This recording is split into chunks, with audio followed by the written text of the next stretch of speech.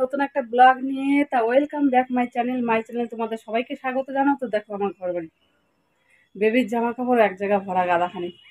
তো আজকে ব্লগটা হচ্ছে আমরা একটু বেরুড়ে যাচ্ছি, আজকে অনেকদিন পরে গড়িয়াতে যাচ্ছি, সেটাও বলে দিলাম। গড়িয়াতে একটু বেরুড়ে যাচ্ছি।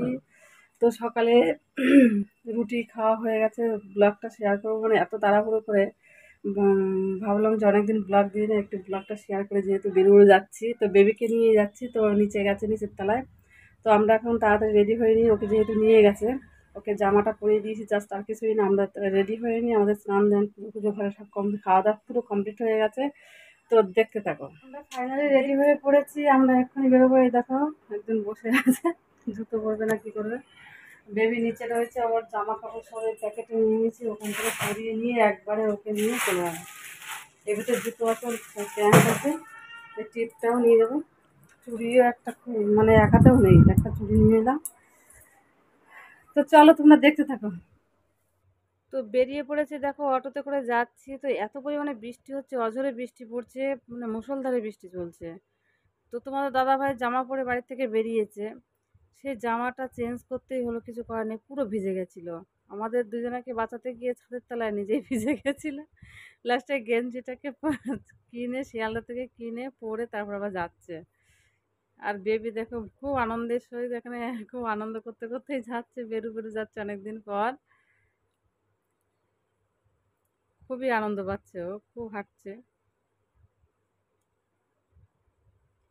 তো অলরেডি দেখো আমরা ট্রেনে উঠে পড়েছি। তো ট্রেনের ভিতরে এসে বলছি, পাপা তোমার সিট আছে? তা বলছে হ্যাঁ আছে, সামনে দেখাবে সিট আছে। তো কি বলবো, যেরকম বৃষ্টি সেরকম গরমও লাগছে, আর ওর মাথায় অনেকটা তেল দিয়ে দিয়েছিলাম, তার জন্য ওর মাথাটা সবসময় গরম থাকে, এমনিতে একটু রাগ বেশি আমার বেবি, তো তেল বেশি করে দিয়ে দিয়েছিলাম। তো দেখো গড়িয়াতে নেমে পড়েছি। তো গড়িয়ায় দেখো বৃষ্টিই নেই, একটু বৃষ্টি নেই। তো আমরা এখান থেকে মেট্রো, এখানে আমি পুরো প্লেসটা বলে দিচ্ছি, মেট্রো এখান থেকেই যাব।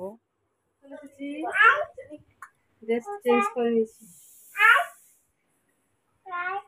কি কিসের চাটা মুখে লুকিয়েছে অন্যায় করে? কি ভাগ করেছে গো? কি গালে দিয়েছিস? মুখে কি দিয়েছে গালে? হ্যাঁ জানি না। কি দিয়েছিস গালে দেখি? খাচ্ছিস কিছু? কিছু নেই মুখে। ঠাকুর দেখি? নেই নেই। কি কি খেয়েছিস? কিচ্ছু নেই মুখে। ছেলে পেলে জানো এত এত দুষ্টু। তো আমরা এখনো শুয়ে আছি, দিদি এখনো অফিস থেকে আসেনি, দিদি আসবে তারপর আমরা খাবো। তো এর মধ্যে আবার কি হয়েছে, দিদির যে আগে হাজব্যান্ড ছিল, মানে ডিভোর্স হয়ে গেছে, সেই হাজব্যান্ড আজকেই আসবে। দুটো বেবি যেহেতু এখানে রয়েছে, সেহেতু দিদির বাড়িতে। আর এখানে প্রেসিডেন্টের ফ্ল্যাট হচ্ছে, সেটাই তোমাদের সঙ্গে শেয়ার করলাম যে নতুন ফ্ল্যাট হচ্ছে।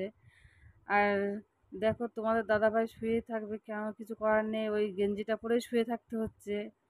জামা তো নেই আর, আজকে চলে যাব। ফটো চুপ।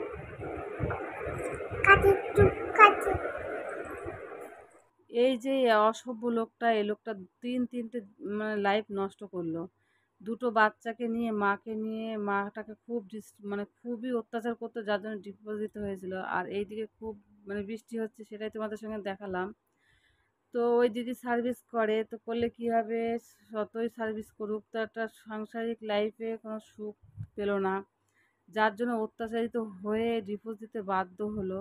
আর আমাদের বিরিয়ানি খাওয়া হয়ে গেছে, খেয়ে দিয়ে দেখো মিষ্টি খাচ্ছি আমরা, কলা পাতায় মোড়ানো যে মিষ্টি, কোনোদিনও খাইনি, আজকে প্রথম খেলাম, তাই তোমাদের সঙ্গে একটু শেয়ার করলাম। আর কাকিমার মুখটা দেখো কীরকম, কারণ হচ্ছে আমরা এতটা হ্যাপি আছি, কিন্তু ওনার জামাইটার জন্য মেয়েটার লাইফটা আজকে খুবই কষ্টের, খুবই কষ্টের। ও লোকটা এতটাই অসভ্য, ডিভোর্সের পরেও আসছে দুটো ছেলের জন্য।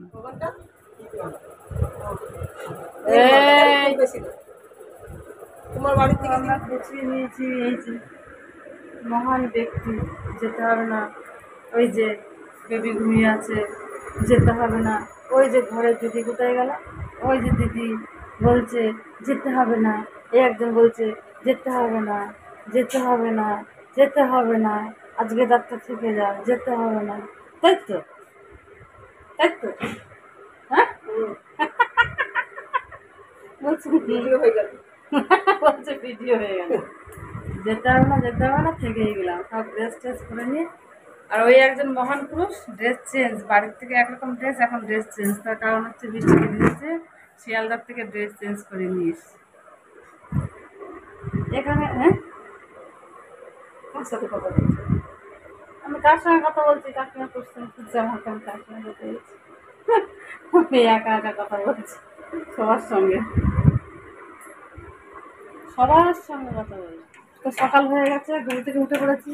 তো আমাদের খাওয়া দাওয়া যে সকালে অ্যারেঞ্জমেন্ট হয়েছে আজকে।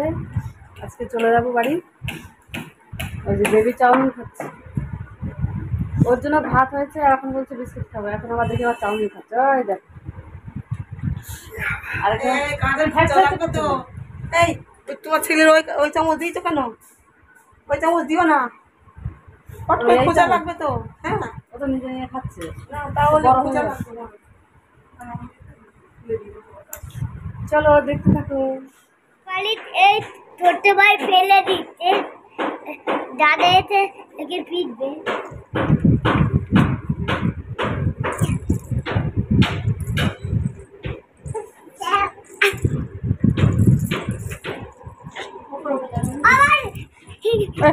মাথাটা লাগছে না?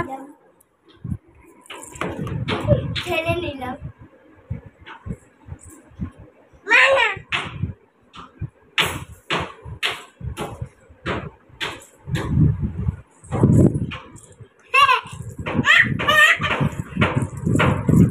এই যে কালো গেঞ্জি পরা এ হচ্ছে ছোট ছেলেটা। এদের মুখ দেখেও তো মানুষ থাকে।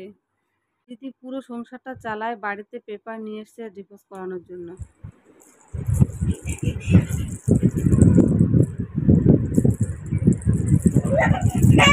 ও মা বকবে, দিল দিল তোকে, দিল দিল। মা বকবে, এই মা বকবে, উঠে না, মা বকবে। উঠো না, নেমো না। কি করছে দেখো, কি করছে? আমি এ তুই কি করলি, কি করলি?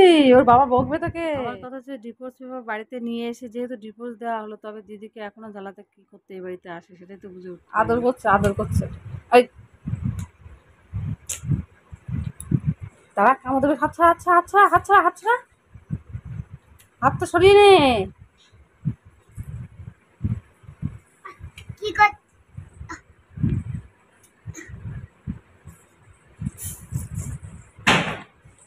আবার গুছিয়ে দিয়েছি, তো আমরা এখন বেরিয়ে পড়বো। বেবি দুধটা খেয়ে নি, প্যান করে নিয়েছে। এবারে খাওয়া দাওয়া হয়ে গেছে, চলো দেখতে থাকি।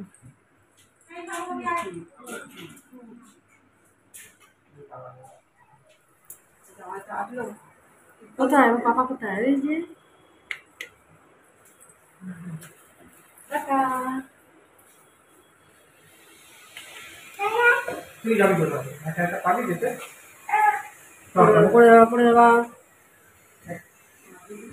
এটা ধর, এটা ধর। কি করে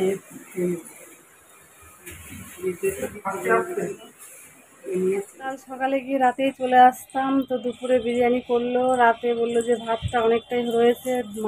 মানে কাকিমা ভাত বানিয়ে ফেলেছিল, তা সেই ভাত আমাদের কারোর খাওয়া হয়নি, 2 হাঁড়ি ভাত করেছে। এবার বললো থেকে যাও, তার জন্য আর কি থেকে গেলাম।